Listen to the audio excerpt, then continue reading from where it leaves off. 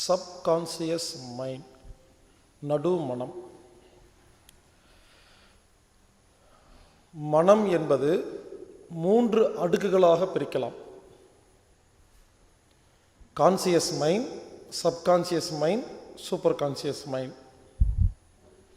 நான் இதை இங்கிலீஷில் தான் சொல்லுவேன். ஏன்னா தமிழில் சொல்லும்போது சில பேர் புரிஞ்சுக்கிறது மாறி இருக்குது. அடிமனம், ஆழ்மனம், மேல் மனம் அப்படி சொல்லும் பொழுது கொஞ்சம் குழப்பமாக இருக்குது. அதனால் இப்படி ஞாபகம் வச்சுக்கோங்க: conscious mind, subconscious mind, super conscious mind. உடனே சில பேர் யோசிக்கிறீங்க, இந்த படிக்காதவங்க, என்ன தம்பி இங்கிலீஷில் பேசுகிற, எங்களுக்கு ஒன்றுமே புரியலையா? என்ன புரியல? நோக்கியோன்னா தெரியுது இல்லையா? மெசேஜ் அனுப்பிச்சிட்டியா கேட்குறமா இல்லையா? ஒன்றை திரும்ப திரும்ப சொன்னால் எல்லாம் ஞாபகத்துக்கு வரும். சில பேர்த்துக்கு தமிழ்லாம் சொன்னால் புரியவே மாட்டேங்குது. இங்கே பாருங்கள்: கான்சியஸ் மைண்ட் மேல் மனம், சப்கான்சியஸ் மைண்ட் நடு மனம், சூப்பர் கான்சியஸ் மைண்ட் கீழ் மனம். அப்படி ஞாபகம் வச்சுக்கோங்க. நாம் இது வரைக்கும் நிறைய பார்த்தோம் இல்லையா? எண்ணங்கள், சங்கல்பம், மனசை நிம்மதியாக வச்சுக்கணுன்னா என்ன பண்ணணும்? பயணம், சீக்ரெட், எண்ணங்களை எப்படி வச்சுக்கணும், மனசுக்கு பிடிச்ச மாதிரி வாழணும், மனசு என்ன, புத்தி என்ன, இப்படி நிறைய விஷயங்கள் பார்த்து இல்லைங்களா? இது எல்லாமே கான்சியஸ் மைண்ட் சம்மந்தப்பட்டது. இது வரைக்கும் நம்ம பார்த்ததெல்லாம் மேல் மனம், கான்சியஸ் மைண்ட். இப்போ நம்ம பார்க்க போகிறது நடு மனம், சப்கான்சியஸ் மைண்ட். இதுதான் சிக்கல். ஒரு மனிதன் நிம்மதி இல்லாமல், அமைதி இல்லாமல், சந்தோஷம் இல்லாமல் இருக்கிற காரணம் என்னென்னா, சப்கான்சியஸ் மைண்டில் இருக்கிற நிறையா கெட்ட பதிவுகள். அது என்ன கெட்ட பதிவுகள்? கோபம், பயம், டென்ஷன். கான்சியஸ் மைண்டுக்கு சப்கான்சியஸ் மைண்டுக்கு என்ன வித்தியாசம்னா, எல்லோரும் யோசிங்க, நேற்று மத்தியானம் என்ன சாப்பிட்டீங்க? எல்லாம் யோசிங்க. ஞாபகம் வந்துருச்சா? இந்த வருஷம் ஜனவரி மாதம் 13ஆம் தேதி மத்தியானம் என்ன சாப்பிட்டீங்க? யோசிங்க. சத்தியமாக யாருக்குமே தெரியாது. ஏன் தெரியுமா? சாப்பிட்டோம், கண்ணு முன்னால் சாப்பிட்டோம், மறந்துட்டோம். ஏன் தெரியுமா? இது மேல் மனதில் பதிவானது, டெம்பரவரி. சரிங்களா? மறந்து போச்சு. ஒருத்தர் காமிக்கிறேன், அவர் யாருன்னு. என்ன பண்ணுவீங்க? அவனா 1998 வருஷம் பிப்ரவரி மாதம் 3ஆம் தேதி சாயந்தரம் 4 மணிக்கு என்னை செருப்பாலே அடித்தான். மறக்க முடியுமா? நான் கேட்குறேன், இது மட்டும் இயரு, மந்த்து, டைமு, இடம், லொக்கேஷன் எல்லாம் ஞாபகம் இருக்கா இல்லையா? ஏன்னா அந்த நேரத்தில் அந்த நடு மனசுக்கு போய் ஒரு இடத்துல பதிவாயிருச்சு. நடு மனதில் பதிவான விஷயங்கள் அவ்வளவு சீக்கிரம் அழியாது. இங்கே பாருங்க, அழியவே அழியாதுன்னு சொல்ல வரல, அவ்வளோ சீக்கிரம் அழியாது. இப்படி நம்மளுடைய நடு மனசில், சப்கான்சியஸ் மைண்டில் நிறையா கோபமான விஷயங்கள், பயப்பட்ட விஷயங்கள், மற்றவங்க மேலே எரிச்சல், கவலை நிறைய பதிவாயிருக்குங்க. இது என்ன பண்ணுது? நம்மளை நிம்மதி இல்லாமல் வாழ வைக்குதுங்க. அதையெல்லாம் அழிக்கணும், இல்லைன்னா நடத்தணும். அதென்ன நடத்தணும், அதென்ன அழிக்கணும்? ஒன்றும் இல்லைங்க. ஒருத்தர் உங்களை அரைஞ்சிட்டாரு, பதிவாயிடுச்சு. அதை நினைக்கும் போதெல்லாம் கோவம் வருதா? என்ன அரைஞ்சிட்டான், மறக்க மாட்டேன், இன்னைக்காவது ஒரு நாள் அதை பழி வாங்கணும்னு இருக்கா? சரி, எப்படி அழிக்கிறது? அவரை ஒரு நாள் ஓங்கி அரைஞ்சிட்டா அழிஞ்சு போயிடுமா? இல்லைன்னா அழிச்சிட்டா அறைய வேண்டாமா? எல்லாரும் யோசிங்க, எது சுலபம்? சில பேர்த்துக்கு அறையிறது சுலபம், சில பேர்த்துக்கு அழிக்கிறது சுலபம். நாம் நினச்சிட்ருக்குறோம் அடித்தாத்தான் அழி நினைக்கிறோம். பார்த்தீங்களா? அங்கே தாங்க அழிக்கலாம். அப்போது அழிக்கிறதுக்கு டெக்னிக் தெரிஞ்சால் அறைய வேண்டிய அவசியம் இல்லையா? டைம் மிச்சம். எதுக்கு? அறையிறக்குல்ல, அறையிறக்கு 5 வருஷம் ஆகும். அந்த 5 வருஷமாக அதை தாங்கிட்டு இருக்கோம். பார்த்தியா? அதுதாங்க நமக்கு டென்ஷன், கோபம், பயம் எல்லாத்துக்கும் காரணம் என்னன்னா, ஏதாவது ஒன்று செய்யணும்னு நினச்சிட்டு இருப்போம், அது முடியாமல் இருக்கும், கஷ்டப்பட்டு மனசுக்குள்ளே வச்சுருப்போம். இது தாங்க நமக்கு இருக்கிற நிம்மதி இல்லாமல் இருக்கிறதுக்கு இதுதாங்க காரணம். புரிஞ்சுக்குங்க. சப்கான்ஷியஸ் மைண்டுங்கிறத ஒரு 1,00,000 அடுக்கு மாதிரி கற்பனை பண்ணுங்க. பாருங்கள், 1லேருந்து 1,00,000. நல்லா கேட்டுக்குங்க. 1,00,000 அடுக்கு இருக்கிற மாதிரி கற்பனை பண்ணுங்க சப்கான்ஷியஸ் மைண்டை. ஓகே, இந்த கெட்ட பதிவுகள் என்ன ஆகுதுன்னா, இந்த 1,00,000 லேயரில் நம்ம எந்த அளவுக்கு ஆக்ரோஷமாக இருக்கிறோமோ, எந்த அளவுக்கு கோவப்படுறோமோ, அவ்வளவு கீழே போய் பதிவாயிருங்க. நிறைய பதிவுகள் இருக்கா? இது என்ன பண்ணுதுன்னா, திடீர்னு ஒருத்தர் நினைக்கிறோம், கோவம் வந்துருச்சு. இந்த சப்கான்ஷியஸ் மைண்டில் ஒரு கோபம் இருக்கு இல்லையா, இது என்ன பண்ணும், மேலே கான்சியஸ் மைண்ட் இருக்கு இல்லையா, மேல் மனம், அதை அடிச்சு விட்டுருங்க. 1 செகண்ட் தான் அடிச்சு விடும். அது அரை மணி நேரமாக ஆடிட்டு இருக்கும். நம்ம சொல்கிறோம் இல்லையா, அரை மணி நேரமாக ஒரே டென்ஷன், அவனை நினச்சிட்டேன் சொல்கிறோமா இல்லையா? நம்ம நினச்சா நிறுத்த முடியுதா? இங்கே தான் என்ன சொல்கிறேன், புத்திக்கு புரியுது, மனசு கேட்க மாட்டேங்குதுன்னு சொன்ன பார்த்தீங்களா? இதுதான் அர்த்தம். புத்தி தெளிவாக சொல்லும், விட்டுட்டு பேசாமல் இரு, கோவப்படாத சொல்லும். மனசு கேட்க மாட்டேங்குதுல்ல. யார் கேட்க மாட்டேங்கிறா? கான்சியஸ் மைண்ட் நினச்சிட்டு இருக்கிறோம் கிடையாது, சப்கான்சியஸ் மைண்ட் இருக்கிற பதிவு தான் சொன்னால் கேட்க மாட்டேங்குது.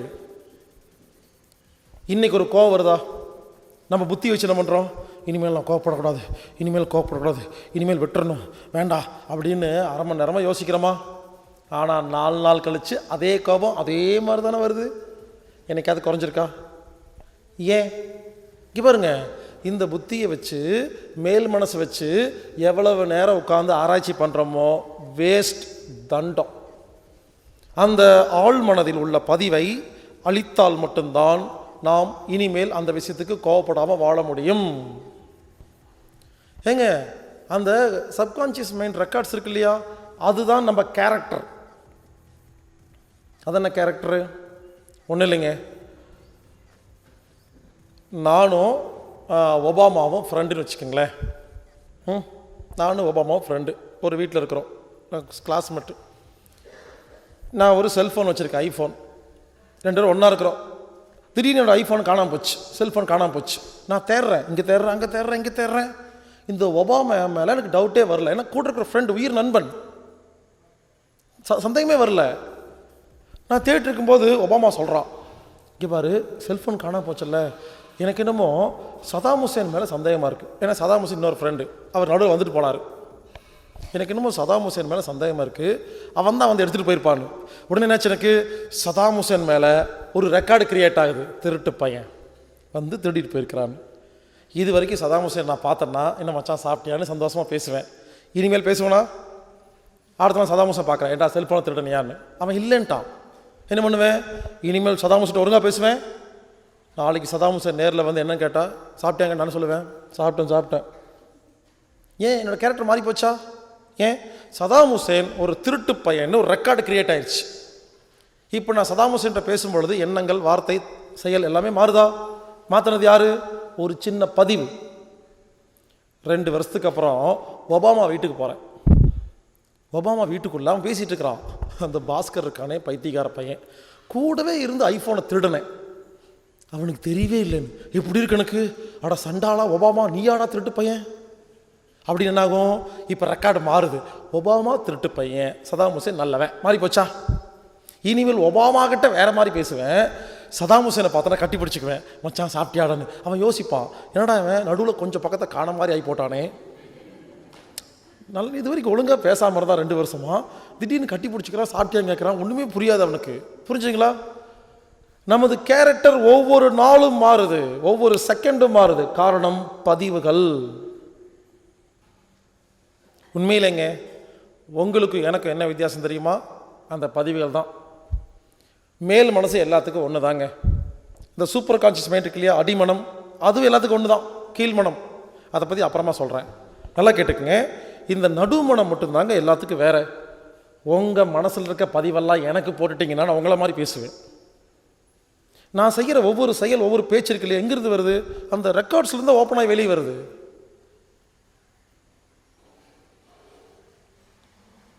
புரிஞ்சுக்கங்க, நமது வாழ்க்கை நிம்மதி இல்லாமல் இருக்கிறதுக்கு அடிப்படை காரணம் நடுமனதில் உள்ள கெட்ட பதிவுகள். அதுக்கு இன்னொரு உதாரணம் சொல்கிறேன். ஒரு ஊரில் ஒரு குடிசை இருந்துச்சாமா. அதில் ஹஸ்பண்டு, ஒய்ஃபு, 2 குழந்தைங்க வாழ்ந்துட்டு இருந்தாங்களாமா. கணவன் ஒரு நாள் வேலைக்கு போயிட்டார். திரும்பி வீட்டுக்கு சாயந்தரம் வந்து பார்க்குறாரு, தூரமாக ஒரு வீடு 10 கிட்ட எரியுது, ஊர் மக்கள்லாம் சுற்றி அவிச்சிட்டு இருக்கிறாங்க. எப்படி இருக்கும்? தன்னோட சொந்த வீடு எரியுது, ஓடுறாரு. போய் பார்த்தா வீடு அப்படி தரமட்டமாக இருக்குது, எல்லாம் எரிஞ்சு போச்சு. ஓடுறாரு, எல்லோரும் பிடிச்சி இழுக்கிறாங்க. நீ போகாத, உன் மனைவியும் 2 குழந்தையும் இறந்துட்டாங்க, கருகிட்டாங்க, மண்ணு மாதிரி தான் இருக்காங்க, சாம்பல் தான் இருக்குது அப்படின்னு பிடிச்சி இழுக்கிறாங்க. எப்படி இருக்கும்? நல்லா கேட்டுக்குங்க. இப்போ என்னாச்சு தெரியுமா? அந்த 1,00,000 லேயர் இருக்கு இல்லையா, அதில் 75,000 லேயரில் போய் என் மனைவியும் குழந்தையும் இறந்துட்டாங்களா அப்படின்னு ஒரு ரெக்கார்டு கிரியேட் ஆயிடுச்சு அவருக்கு. அவர் மயக்கம் போட்டு விழுந்துட்டார். எந்திரிச்சு பார்த்தா பைத்தியம். அவர் அழுகலை, சிரிக்கலை, சாப்பிடல, தண்ணி குடிக்கலை, அப்படியே முடியெல்லாம் வச்சுக்கிட்டு அன்னையிலேருந்து அப்படியே பைத்தியக்காரன் மாதிரி இந்த ஊரில் சுற்றுறாரு, பழைய துணி போட்டுட்டு. எல்லாரும் சொல்கிறாங்க, யாருப்பா இவர் பைத்தியக்காரன் அப்படின்னு. எல்லாரும் சொல்கிறார், பாவம்ப்பா, பைத்தியக்காரன்லப்பா, அவன் மனைவியும் குழந்தையும் வீடு 10 எரியும் போது வேடிக்கை பார்த்து அதில் மயக்கம் போட்டு விழுந்தாருப்பா, இன்னும் தெரியலப்பாம்பாங்க. புரிஞ்சுங்களா? பைத்தியம், மென்டல்னா என்னென்னா, இந்த 75,000 லேயரில் ஒரு பதிவாச்சு இல்லையா, அந்த பதிவு என்ன பண்ணுதாமா, அந்த மேல் மனசு இருக்கு இல்லையா, ஒரு செகண்டில் 1,00,000 முறை அடிச்சுக்கிட்டே இருக்குது. அவர் சுயநினைவே வரவிட மாட்டேங்குதுங்க. நமக்கெல்லாம் யார் மேலேயாவது கோவம் வந்தா அப்படி புஷ்ஷுன்னு கோவம் ஏறுதா, ஒரு அரை மணி நேரத்துக்கு ஒன்றும் பண்ண முடியலையா? நம்மெல்லாம் அரை மணி நேரம் பைத்தியங்க, அது 24 ஹவர்ஸ் பைத்தியம், அவ்வளோதான் வித்தியாசம். அந்த ஆள் மன பதிவு இருக்கு இல்லைங்களா, இப்படி தாங்க அந்த மேல் மனசை அடின்னு அடித்து ஒரு செகண்டில் யோசிச்சு பாருங்கள், 1,00,000 முறை அடித்தா சுயநல வருமா? நம்ம யார் எங்களுக்கு தெரியுமா? பைத்தியம்ங்கிறதுக்கு இதான் டெஃபினிஷன், இதான் பைத்தியம், மென்டல். அதை எப்படி தெளிவிக்க முடியும் தெரியுமா? அந்த பைத்தியத்தை தெளிவிக்க முடியும், சொல்லட்டுங்களா? 2 ஆப்ஷன். அவர் மனைவியும் 2 குழந்தையும் உயிரோட கொண்டு வந்து நிறுத்தினா தெளிஞ்சிடும். முடியாது. வேற என்ன பண்ணலாம்? அந்த பதிவை அழிச்சிட்டா பைத்தியம் தெளிஞ்சிருமா? எப்படி அழிக்கிறது? இப்போ சொல்கிறேன் கேளுங்க. ஒரு 5 வருஷம் கழிச்சு அந்த ஊரில் வேற ஒரு குடிசை 10 கிட்ட எரியுது. இப்போ ஒரு யதார்த்தமாக வழியில் போகிறாரு, அப்படி பார்த்துட்டாரு. இப்போ என்ன தெரியுமா? நல்லா கேட்டுக்குங்க. ஏற்கனவே அவர் வீடு 10 கிட்ட எரியும் பொழுது பார்க்கும் பொழுது தானே பைத்தியம் பிடிச்சது. அதே மாதிரி வேற ஒரு வீடு எரியும் பொழுது அதை பார்த்து அதே மாதிரி அதிர்வு, அதே மாதிரி சுச்சுவேஷன், அதே மாதிரி ஒரு வைப்ரேஷனுக்கு எப்போ வராரோ அப்போ பழசு ஞாபகம் வரும். என் மனைவி, என் குழந்தைகள் இப்படித்தான் எரிஞ்சாங்கன்னு நினச்சிக்கும் பொழுது அதே 75,000 லேயருக்கு போகுமா? அதே இடத்துக்கு போகும்போது மயக்கம் போட்டுருவார். எந்திரிச்சா பழிச்சு பைத்தியம் தெளிஞ்சிடும். உலகத்தில் ஒரு முக்கியமான ரகசியம் சொல்கிறேன், நல்லா கேட்டுக்குங்க. அந்த சப்கான்ஷியஸ் மைண்ட் இருக்கிற ரெக்கார்ட் இருக்கு இல்லையா, அதை அழிக்கணும்னா ஒன்றும் பண்ண வேண்டாம். அதே மாதிரி ஒரு சுச்சுவேஷனை உருவாக்கினால் போதும். நல்லா கேட்டுக்குங்க. நமது சப்கான்ஷியஸ் மைண்டில் ஒரு பதிவு இருந்தால் அதை அழிக்கணும்னா, அது பதிவாகும் பொழுது எந்த மாதிரி அலைவரிசை அதிர்வோடு இருந்தோமோ அதே மாதிரி எண்ணம், அதே மாதிரி சுச்சுவேஷன், அதே மாதிரி ஒரு ஒரு ஒரு ஒரு சூழ்நிலையை உருவாக்கும் பொழுது நீங்கள் அழிக்கலாம் வேண்டாம், அது ஆட்டோமேட்டிக்காக வெளியே போயிருங்க. பாருங்க, இது நான் சொல்கிற விஷயம் ரொம்ப முக்கியமான விஷயம். இது வரைக்கும் யாரும் இவ்வளோ தெளிவாக சொன்னதில்லை. இது சின்ன டெக்னிக்குங்க. இதை வச்சு பல பேர்த்துடைய வாழ்க்கையை நிம்மதியாக மாற்றிடலாம். என்ன சொல்ல வரேன்னா, உங்களுக்கு ஒரு கெட்ட பதிவு ஏற்பட்டுச்சுன்னா அதே மாதிரி இடத்துக்கு போங்க, அது வெளியே ஓடி போயிடும். அழிக்கவே வேண்டாம், நடத்தவே வேண்டாம், அவ்வளோதாங்க. அது ஓடி போயிருங்க வெளியே. அந்த இடத்துக்கு நீங்கள் போனதே கிடையாது. புரியலையா? புரிகிற மாதிரி சொல்கிறேன். சந்திரமுகி படம் பார்த்தீங்க இல்லையா, ரஜினி படம், அது கதை இதுதான். அந்த நடிகை அந்த வில்லனை கொலை பண்ணணும், பதிவாயிருச்சு. கொலை பண்ணால் தான் நிம்மதியாக இருப்பேன், பதிவாயிருச்சா? அப்போ கொலை பண்ணணும் இல்லை அழிக்கணுமா? அப்போது இவங்களாம் என்ன பண்ணுறாங்க, சைக்காட்ரிக் டாக்டர்லாம் ஒன்று சேர்ந்துட்டு, ரஜினியெல்லாம் ஒன்று சேர்ந்து என்ன பண்ணுறாங்க, அதே மாதிரி அந்த வில்லனை கொலை பண்ணுற மாதிரி ஒரு ஒரு சூழ்நிலை உருவாக்கி கொடுக்குறாங்க. அப்போது அந்த பொண்ணுக்கு அந்த சாகடிச்சிட்டோம் அப்படிங்கிற திருப்தி வந்தோடனே அந்த பதிவு வெளியே போயிடுச்சா? அவன் நார்மல் ஆயிட்டாளா? இந்த சந்திரமுகிங்கிற படம் மணிச்சித்திரத்தாள் அப்படிங்கிற ஒரு மலையாள படத்துடைய ரீமேக். அது 15 வருஷம் ஆச்சு.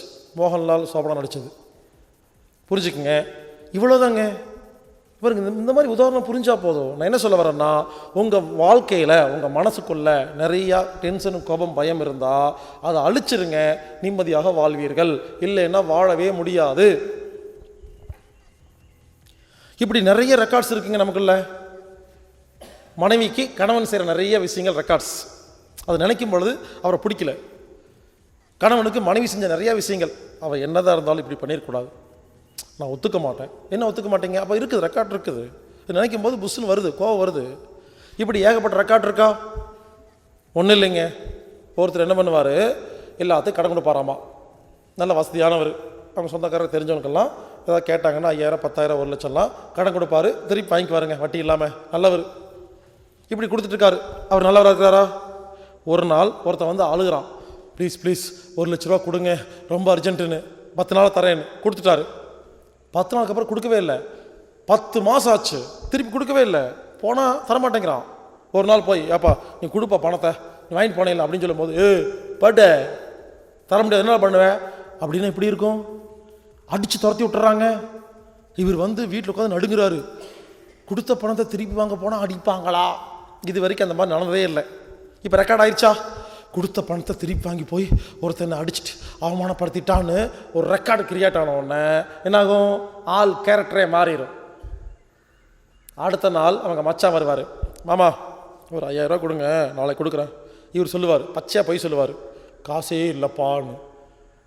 அந்த மச்சான் யோசிப்பார், வெளியே வந்து சொல்லுவார், எங்கள் மாமா ரொம்ப நல்லவராக தாங்க இருந்தார், நேற்று இருந்து என்னமோ மாறிவிட்டார். என்ன மாறிட்டார்? ஒரு ரெக்கார்டு கிரியேட் ஆயிடுச்சு. அந்த மாதிரி எல்லாத்துக்குங்க நிறைய ரெக்கார்ட்ஸ் கிரியேட் ஆகிட்டே இருக்கும் டெய்லி.